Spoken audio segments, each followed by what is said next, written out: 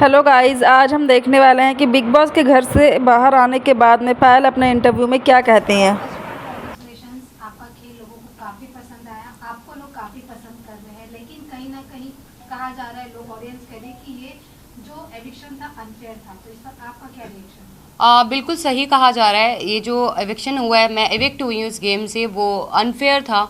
मुझे इस गेम में अभी और खेलना था, मैंने तो खेलना स्टार्ट ही नहीं किया था। और मैं अगर निकली हूँ इस घर से तो वोटिंग की वजह से नहीं निकली हूँ। मुझे पूरा सपोर्ट मिला है जनता का, पर जो अंदर घर वाले थे, घर वालों की वजह से जो है मुझे इस गेम से आउट होना पड़ा, निकलना पड़ा। तो ऐसे कौन से घर वाले लग रहे आपको कि जिन्होंने कहा कि आपको निकलना चाहिए, जिन्होंने आपको सपोर्ट नहीं किया? जी, सबसे पहले दीपक जी, क्योंकि उन्होंने मुझे नॉमिनेशन की उसमें डाला था, और दूसरा नेजी भाई। और नेजी भाई का मुझे बुरा नहीं लगा, क्योंकि उन्होंने कल के एपिसोड में बोला है कि मैं बहुत मतलब मुझे बहुत बुरा लग रहा है कि पायल मेरी वजह से गई है, और शायद मेरा वो डिसीज़न गलत था। तो जो एक थोड़ा सा दुख था मुझे भाई को लेके कि उसने उन्हें ऐसा बोला, वो अब क्लियर हो गया है कि उनको ये एहसास हो गया कि उनकी वजह से आज मैं उस गेम में नहीं हूँ। पर दीपक जी के लिए मुझे बिल्कुल भी सरप्राइज़ नहीं हुआ, क्योंकि वो ऑलरेडी अपने दिमाग में ये चीज़ बिठा के बैठे थे कि ये तीन लोग एक ही घर से आए हैं और इनके तीन वोट एक साथ हैं, ये मिलके खेलेंगे। उन्होंने हमें इंडिविजुअल देखा ही नहीं, और वो चाहते ही नहीं कि हम इंडिविजुअल इस गेम में रह के खेल सकें। वेल, आपने दीपक जी की बात करी, मैं बात करूँ नीरज जी की। उन्हें ऐसा लगता है कि दीपक एज अ विनर निकल सके। वो बहुत अच्छे प्लेयर है, जस्ट बिकॉज वो अभी व्हील चेयर पर है या उनका फ्रैक्चर है, इसी वजह से वो अपनी गेम को ज़्यादा एक्सप्लोर नहीं कर पा रहे। क्या कहना है आपको इस बारे में? मेरा कहना ये है, दीपक जी बहुत ज़्यादा एक्सपीरियंस्ड है, उनको चीज़ें बहुत ज़्यादा पता है हम लोगों से ज़्यादा, ठीक है। पर जो उनकी मेडिकल कंडीशन है उसकी वजह से वो उस गेम में अपना जो उनको देना चाहिए वो नहीं दे पा रहे हैं। वो मेडिकल कंडीशन की वजह से बेड पे रहते हैं, उनको बेड से उठा के मेडिकल रूम तक ले जाने के लिए भी दो लोगों की ज़रूरत पड़ती है। तो मुझे ऐसा लग रहा है कि उनको इस वक्त ना बुला के शायद नेक्स्ट सीज़न में अगर बुलाते तो वो शायद बहुत ज़्यादा अच्छे से खेलते और शायद विनर भी हो सकते थे। पर इसी के साथ साथ ये भी जानना चाहेंगे, शिवानी का और अरमान जी का जो फाइट हुआ था उस दिन मॉर्निंग में, अगले दिन मॉर्निंग में सना मकबूल, पलोमी और शिवानी बैठी थी और अरमान सामने की तरफ बैठे थे आप लोगों के बीच में।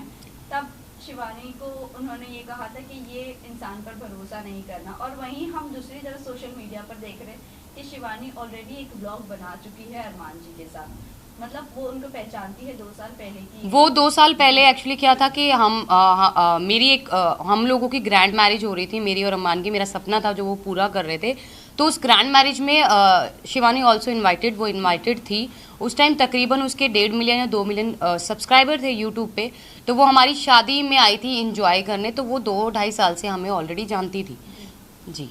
वेल, अभी ये जो उन्होंने कहा है कि इन पे भरोसा नहीं करना चाहिए, वो बहुत शातिर है। क्या कहना चाहोगे इस चीज़ को लेकर आप? शिवानी के लिए आप बोल रहे हैं? यस जी, शिवानी, क्योंकि गेम के अंदर आने के बाद जिस जिस शिवानी को हम जानते थे वो शिवानी उस गेम में रही नहीं।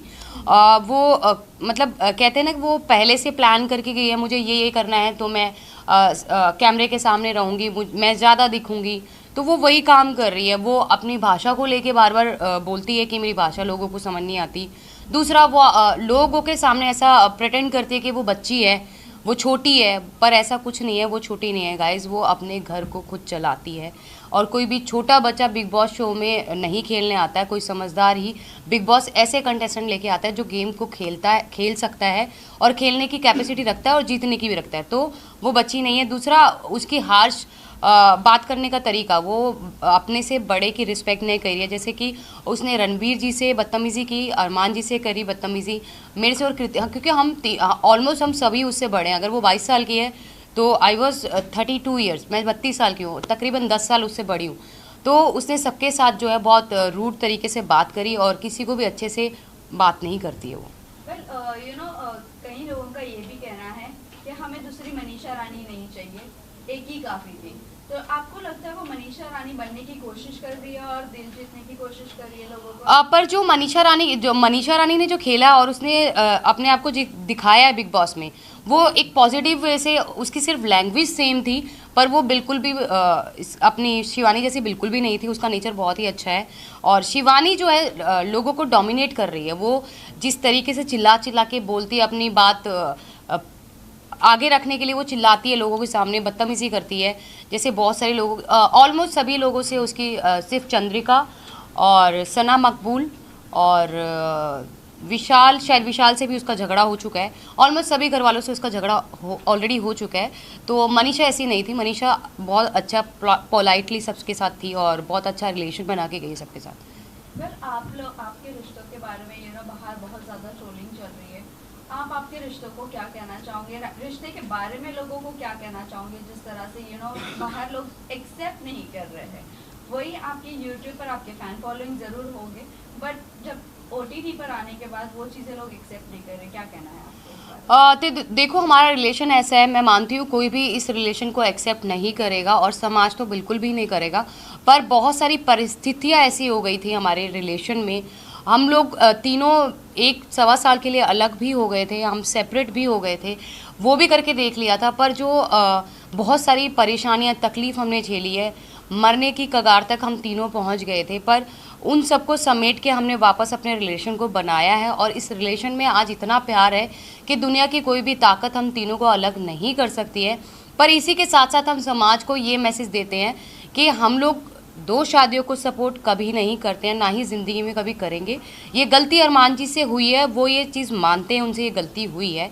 बहुत सारे लोग बोलते हैं कि हम पॉलीगमी को सपोर्ट करें 2 शादियों को। नहीं जी नहीं, हम बिल्कुल भी नहीं कर रहे हैं। हम अपने हर व्लॉग, हर न्यूज़ चैनल पे जब हम अपना इंटरव्यू देते हैं तो हर जगह बोलते हैं कि प्लीज़ हमसे ये गलती हो गई है, आप लोग ना करें, क्योंकि हमारे जैसा अंडरस्टैंडिंग, हमारे जैसा प्यार एक औरत और दूसरी औरत के बीच में नहीं हो सकता है। पायल, अभी जिस तरह से आपने कहा कि बहुत ज़्यादा चीज़ें हुई आपकी लाइफ में, बहुत स्ट्रगल्स भी हुए हैं।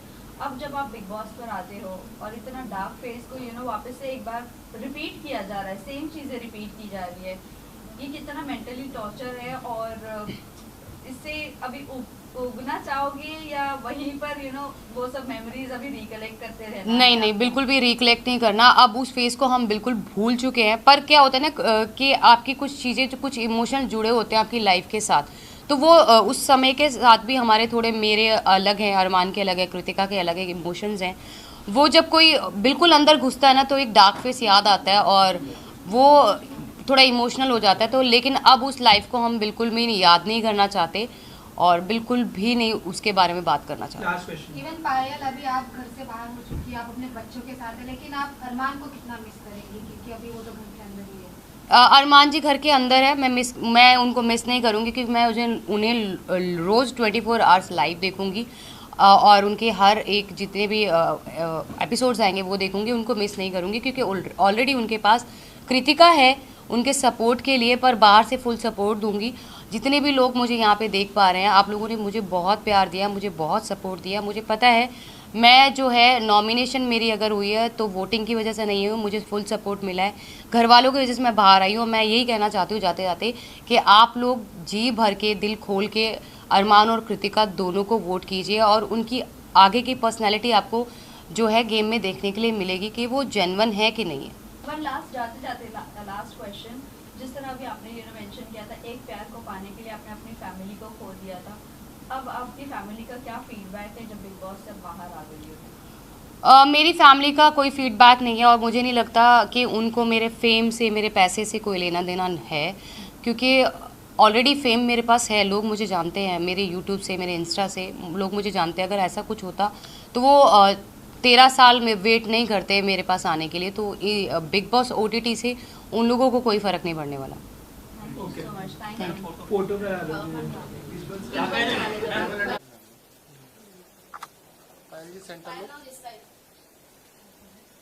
पायल जी इधर ही रुकिए, थोड़ा इधर आइए, हल्का सा और थोड़ा बस।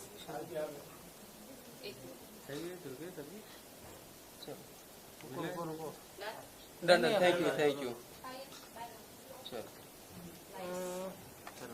बस इधर, हाँ अब फिर इधर, आप किधर?